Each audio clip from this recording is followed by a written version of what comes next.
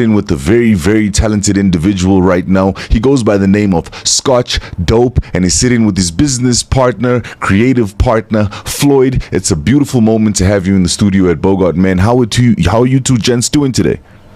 We're good, Don. Thank you for giving us the platform, and we can't wait to have a chat with you today. Blessed love, blessed love. I guess where I would start off is where I always begin, and it's where did things begin for you? Your love for creating, designing, even for you, Floyd. Where did it start? You want to start, Floyd? No, you can go, right? Okay. My journey started with, I think it was around about 2000, where I finished university. I wasn't really sure what I wanted to do with my life. Okay. But I was into playing basketball, and obviously I was into the sneakers, the Jordans. Obviously, if you play the game, you want to wear the freshest kicks. Of course. So that's when it kind of developed from wearing the freshest kicks when you play the game, and then after the games, you shower, and then you see the girls, the fans, then you got to wear the off-court gear. So that kind of like sparked my interest into fashion. So like sneakers has always been the core for me, and then I developed my other things out of the sneaker love. That's quite dope. And yourself, Floyd?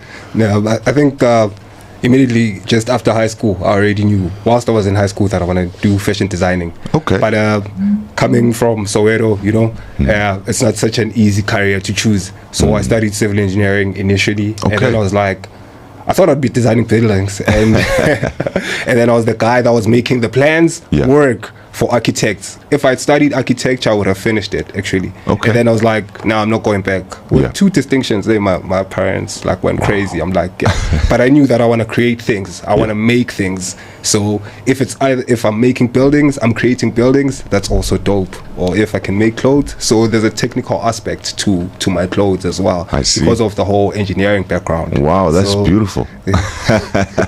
That's a crazy story. And I mean, how diverse and how different the contrast between each other. I mean, your love coming from basketball and the whole culture, coming from the sneaker grind, and yours coming from high school, going into wanting to design and then going into the civil engineering direction, and then coming all the way back. It's quite a contrast. How did you two gents meet and combine these powerful minds? We met like in our fashion journey when I'd had a store in Joburg CBD, this dope store in Joburg CBD, and Floyd, he was one of the young designers on the up. Okay. I wasn't designing, I was just a store selling all the other designers. So Floyd and his crew, which was like the Smarties, they were like really big in Joburg in youth culture. So I had to try and see how I get them involved in the store. So I mean, we had like all the brands, we had the Nikes, but I still wanted to get the element of that young South African energy. Of course. That's when we met. Like, I think my store was about maybe 2 years at that point. Oh wow. Oh wow, that's dope. That's dope. And I mean, I think I skipped a little bit because I wanted to ask about the maturing of these ideas. Because I mean, you had the idea now looking at these sneakers and you want to get into design, and you were coming out of civil engineering and you want to get into design. How did you then take these from being an idea? How did you begin the journey of designing? How did you learn to say, okay, let me apply and start doing this? Did you start with sneakers? Did you start with shirts? And how was there someone mentoring, teaching you, leading you on the way? How did you guys get into it? I think because I went straight to fashion school. Like second year, I went straight to fashion school. I see. And then from there, I was designing. So I was wearing terrible samples of mine. You got a rep. You got a rep. Well, you hadn't even advanced to like a stage where you're able to make a T-shirt. They're still teaching you theory, and I was like, nah, I'm forcing it. First year, I already had clients, people buying my jeans that were terribly made. Nice. Shout out to them. That's hella support. Yeah, and my journey, like you said, when you picked it up in the beginning, you said me and Floyd, we still do the same thing, but we're so different. Yeah. I came from a background where I didn't even go to school. I just went from starting like everybody starts at a brand. T-shirts, printing on T-shirts, printing on caps. Yeah. That's kind of how I started. Like he's a technical designer, so I think that's why most of the time we can feed off each other, because like my stuff is more like streetwear based, but I still do everything else, but the core of my explanation of my designs is streetwear based. Beautiful, beautiful. You know, I think that's where most people begin. They begin with merchandise, and that's the first idea. It's like, okay, cool, I want to have a brand, but I'm making a t-shirt. Not a lot of people know how to make a t-shirt, so they're going to purchase a t-shirt, get it printed with a design, and then start pushing that. So it's a very natural way to begin as well, if you haven't been to school. And I think it also gets you used to the climate of sales, the economic aspect of fashion. And you touched on that as well, saying that you had people buying your jeans and your shirts when you were first year, and it wasn't really the best of quality, but the support was still there. Did that fan base begin to grow slowly? How did you feed off that? I mean, it grew slow. It grew slowly, and also there was a point where I got to be a very surreal designer. You know, I wasn't designing things that were the market wasn't quite ready for them. So I needed to get my mind right first. So we had to learn to slow down things so that the South African customer is able to consume it.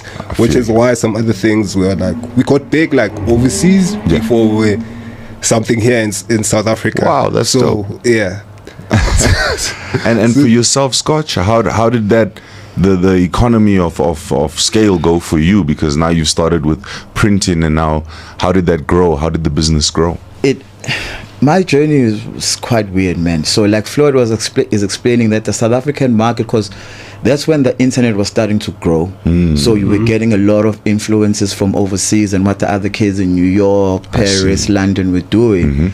But we never really had the platform here in SA. So when I started my first brand, it was called Oli Skateboards, which I just brought back like end of last year. Oh, nice. So it was like it's like an infusion of hip hop and skating. That's what I think streetwear is. Yeah. So that's why I think I kind of based my first brand on skating. So I could see that there wasn't a platform, because the skate stores didn't really understand what I was doing, but all the other designer stores also didn't. They said, no man, take it to the skate store. The skate store would say, no man, take it to the other stores. You know what I mean? So I was like, man, I gotta create my own store. I see you. But obviously, like, I'm from Durban, grew up in Mlazi, just dropped out of school. My parents are crazy.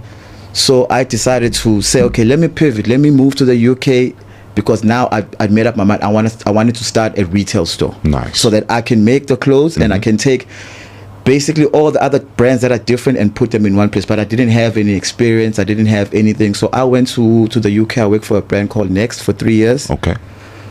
Did like everything. They thought I was crazy. Like, this guy from Africa, man. Like, why is he working? To do it all. Like, why is he working everywhere? Extra hours here and there. Nice. But I came with a mission of saying, I want to learn.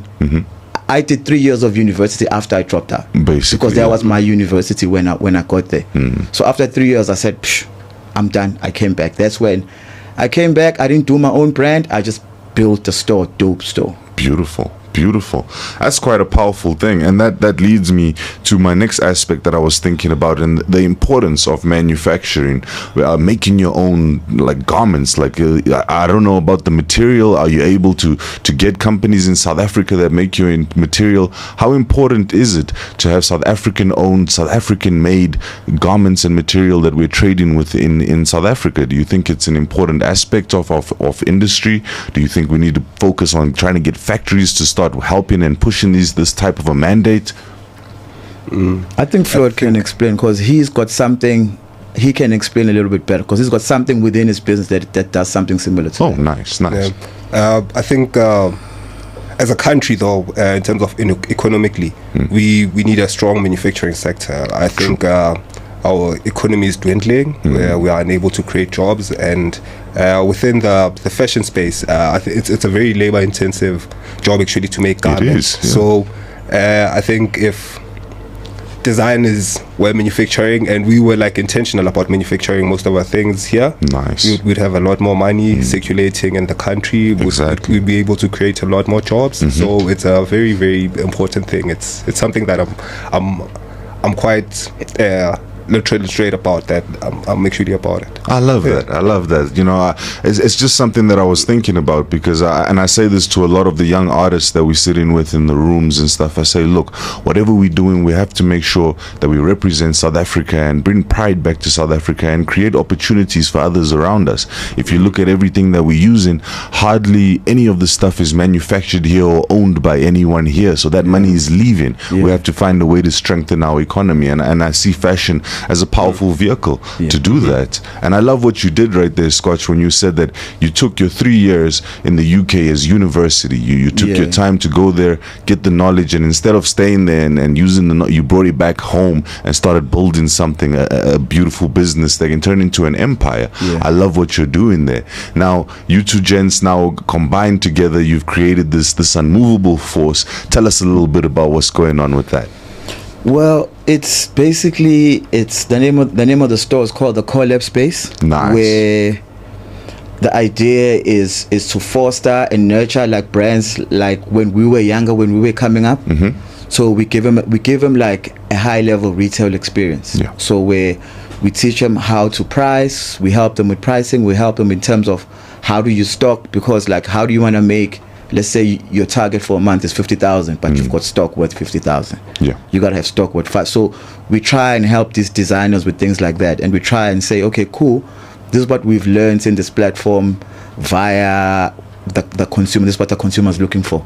Don't change your design DNA, but try and adapt it so that you can get a more higher level of being able to sell the products, because it's kind of catered towards this, but it's still your design DNA.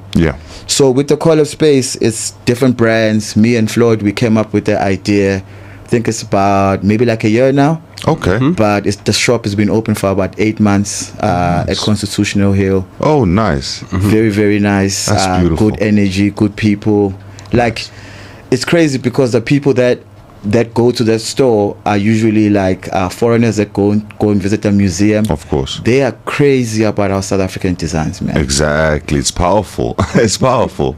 I love what you guys are doing there, the Collab Space. And it sounds like university for the young designers coming through. It's not just the place where you're stocking and you're leaving. You're coming and you're learning. You can make a career and grow yourself as a brand after working with you guys. That's a beautiful thing that's going on there. And are you incorporating any aspects of your singular company into what you guys are doing at the Collab Space? I mean, it's two different businesses. But we're always there, and then we'll use our connects. If you're struggling with your printing, you're struggling with your CMTs, you're struggling with, it's like, okay, I think I can get you to that person. I can get you to that person. Nice. That's where you get the right fabric. We need the things to be made in the right quality as well, you know, so that we can all grow. True. So you guys are creating a network of young designers as well, which is power, because as time progresses, this network can then lean on each other and leverage on each other's powers to help establish the fashion industry in an even more powerful way. I love what you're doing there. Now, obviously, this is Bogart Man Radio, and Bogart Man's all about style and fashion, and rhythm is also style. So I'd like to know, how do you guys see your fashion tying in with the music side of things, the creative side of things as well? Music always plays a big role, man. Like we were speaking earlier on outside, Don, about like giving platforms to different people. I think as creatives as well, music does a lot for up and coming designers. If you look at like global artists, there's a lot of brands that have been discovered via a musician having like a big song, and then they're wearing the clothes. In South Africa, it's because we're still like pushed by a lot of like global trends. As much as we're such a big powerhouse, I don't understand why musicians don't tap as much into that type of platform, because we've got a lot of good South African designers. But and all, like, you look at the Amapianos, they are taking over the world, but the rate of like South African designers that can take over. But if you go to like a London, they'll be wearing your Martin Rose, which then Drake will go and say, hey man, I like that stuff that you wore. Why aren't your Burna Boys, different artists in SA, your Dali Wongas rocking a lot of the SA stuff? Sometimes they do come to our shops and buy, but you don't see that stuff on, they just buy to wear and swag at home. Why don't they rock that stuff on the music videos, media, like all that type of stuff, so that you can it can all grow together. It's going to grow all together regardless. Exactly. It's just about the pace of how does it go. Because then when we do our runway shows, because we travel overseas, we do our runway shows, we always play South African music. Lovely. Yeah, of course, you have to. And also these things can't work in isolation, you know. As all creative sectors, we need to band together, to work together, so that we can help each other get ahead. True. Immediately, if they start putting in awareness of like there's such and such a brand and they're about that brand, people start consuming the brand more, we start having a bigger budget, man. We start having a marketing budget. That's true. Like, yo, lean over here, here's so much stuff, and maybe now we can afford to pay you extra money. Exactly. That makes But sense. That makes sense. You know, when you look at what's going on within the industry, I mean, people like to operate in silos. Musicians usually think, musicians, so we'll just stay with the music guys. But you're right, we have to come together, the music with the arts, with the fashion. All of these things contribute to the creative industry, and that's going to make everybody stronger. And if one is stronger, like the music, then you can leverage towards the artists and say, let me help to bring you up. Or you look towards the fashion and say, let's build a brand that we make, what can I call it? Something that we can make influential from South Africa, because which brand are we really looking at that they built up like that? Is that one of the visions for the collab space as well, to establish something that's iconic for South Africa? Yeah, I think so. Nice. I mean, hearing you speak about it, it's not like something.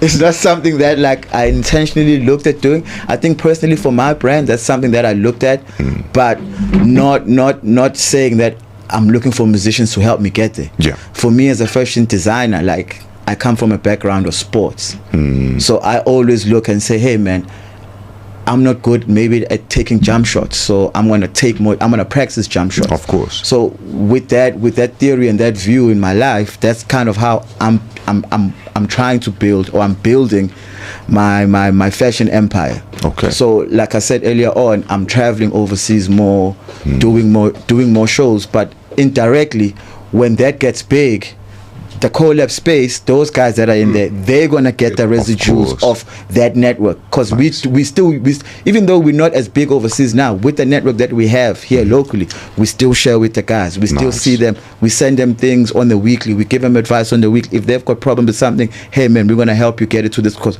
we like the idea of your brand, we think it can work if you can change 1, 2. But also when we get to the platform of a global platform, I think we are going to do something similar. There's like, if you go overseas, there's like an Office, there's a JD Sports, but like, why is there no sports scene in the UK? Yeah. Why can't we have like a collab space for the best African designers in the UK, That's in true. Milan, That's in true. Paris?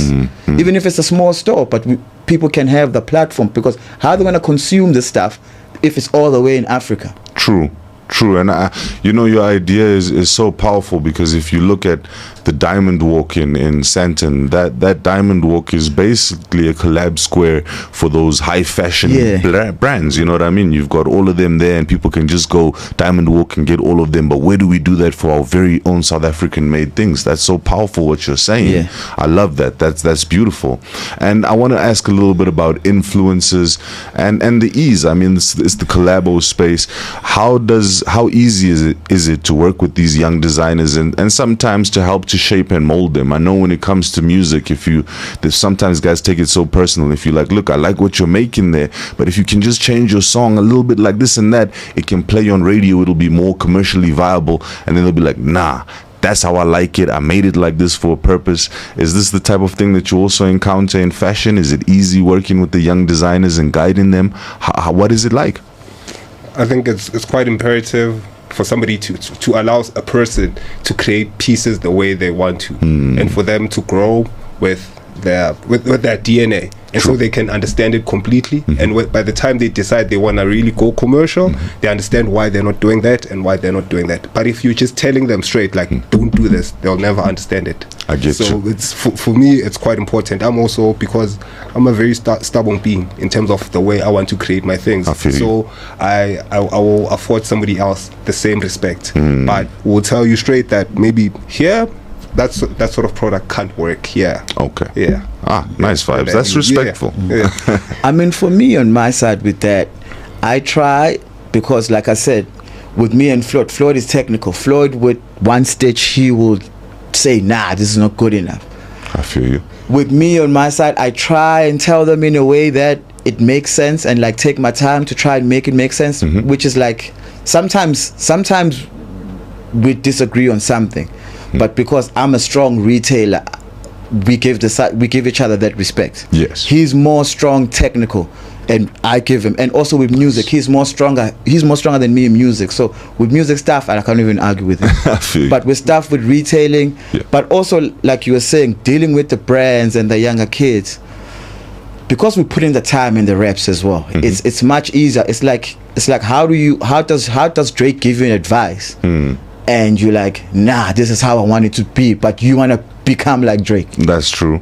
So I try and tell them but some of them just don't get it, and I respect that, and I'll be like, okay, I get you. When you're ready, come back and let me know now you're ready to do something like this.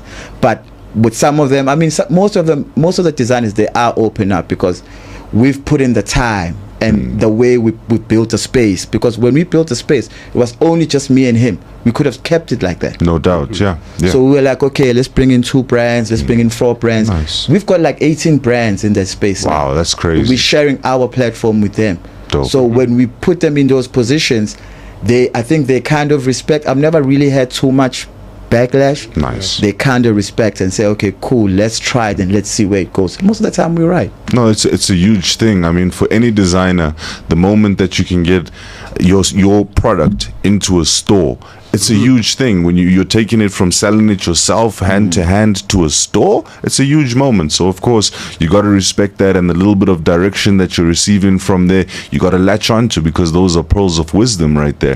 And that leads me perfectly to ask, what would you guys say is the biggest lessons that you've learned in this journey so far? Like, if you had to rewind time and start all over again, which would be the big lesson that you would start with?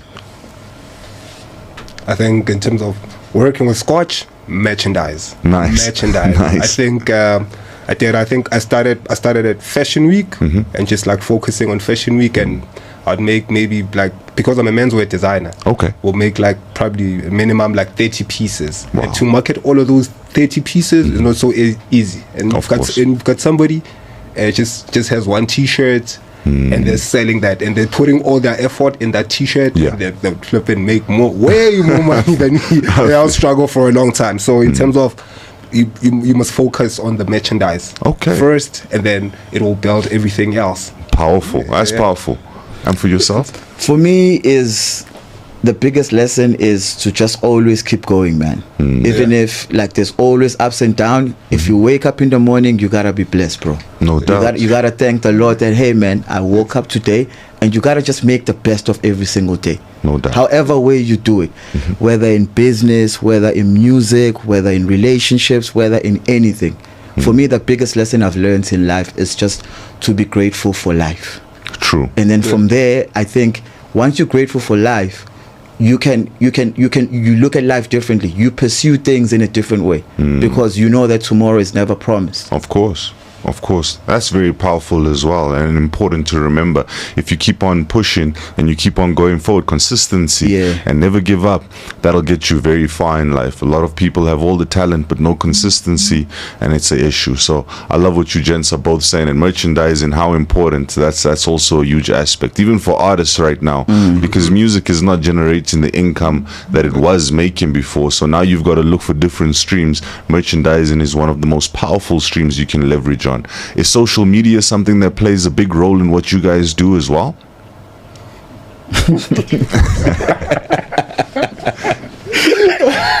Okay, we both terrible at it. I think we both terrible at it. Like, I think everything else, like the one thing that the common thing with both of us is that we are terrible at social media. That's okay.